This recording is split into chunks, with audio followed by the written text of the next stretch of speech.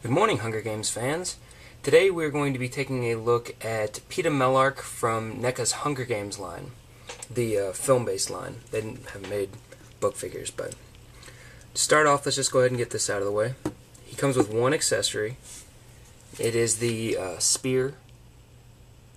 You can see it's kind of got a, if it'll focus, kind of a knife point. I forget what this is called. Is this a drop point blade? I don't recall. Very simple, small paint application, so you can tell it's got a sharper edge. It's silver and then some gunmetal, and the actual shaft itself is very, very plain, like pearlescent silver. See if you can see that color there. It's very, very simple. It's the way the weapons looked in the movie, the way they were described in the book, so it makes sense. Peeta holds it pretty well. It's a little loose in his hand, so it can wiggle out if you wiggle him, but you probably shouldn't be wiggling your action figures. That's weird. The figure itself has a pretty good likeness to Josh Hutcherson, one of the others. The hair matches pretty good. The only thing that I think is weird is, if you can see it, he's almost got like lipstick on. Kind of reminds me of a Marvel Universe Sentry. It just is a little too dark for the skin. It's only really noticeable when you're up on him. Like from far away, he doesn't look bad at all. It just looks like natural skin change. But it's something to be aware of.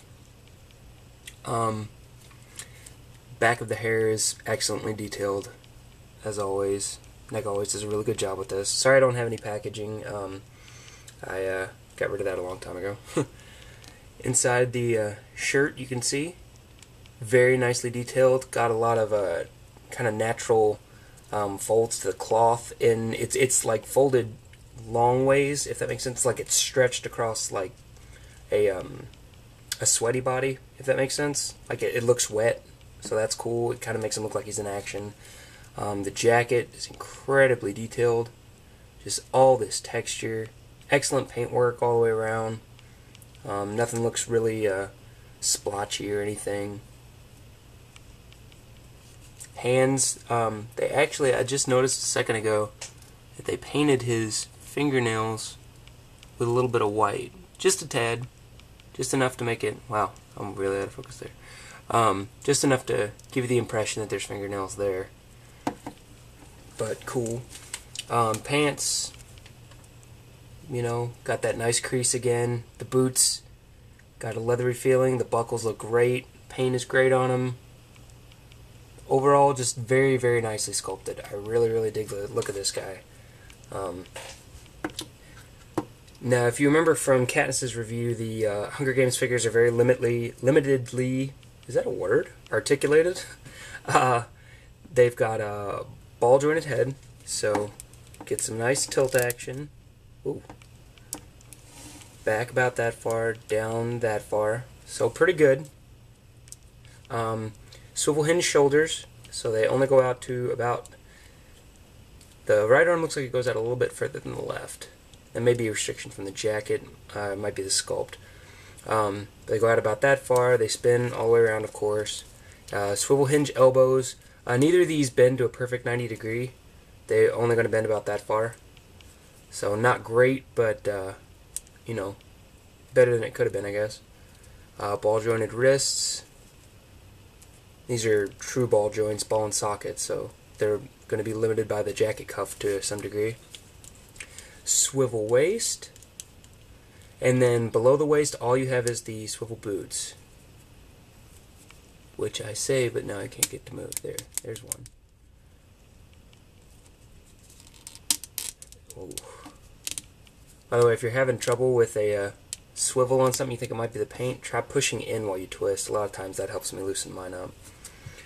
So you can see articulation is pretty limited, but it serves to help make him stand better. The swivel boots help a lot in that regard. There's not a whole lot to say about this guy. He looks great. His articulation is as good as I could expect from a movie license like this, short of Mattel making, poopy 4-inch figures. Overall, I highly recommend this guy. Right now, he's on Amazon for $10. with free Prime shipping, which is an amazing deal. I just looked at it a minute ago. It's almost worth getting an extra just to keep on card, because the packaging is really nice. If you remember from the Katniss review, it's got like the nice fire in the background and all that jazz. Yeah, I paid like, I think $17 or $18 for this guy from Toys R Us when he came out, which is a bit much considering the lack of articulation. I think that's probably TRU doing its usual price grabbing, trying to get what they can.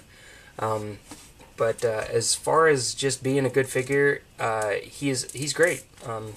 You're not going to get a whole lot of posability out of him, but he makes a great display piece. He goes great next to Katniss, which I foolishly did not bring over here. I don't know why. Hang on a second.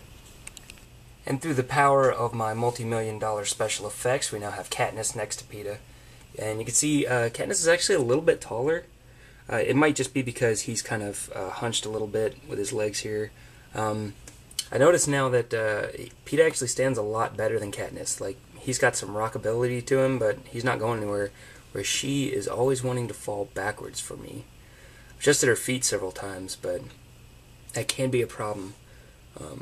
You may just have to adjust her depending on your shelf if you have any kind of tilt to it. But anyway, you can see these two together. They look great together. There's another series coming out very soon, or at least there's pictures that have been released that I know has Kato and I believe Rue. So that's going to be exciting. It's pretty cool. But yeah, as far as this guy, he's $10 right now on Amazon. Free shipping for Amazon Prime members. I assume that's going to be Super Saver shipping as well. So if you want to grab him, now's the time to do it while he's $10. I mean, that's a great deal. Yeah, thanks for watching, guys, and have a good one.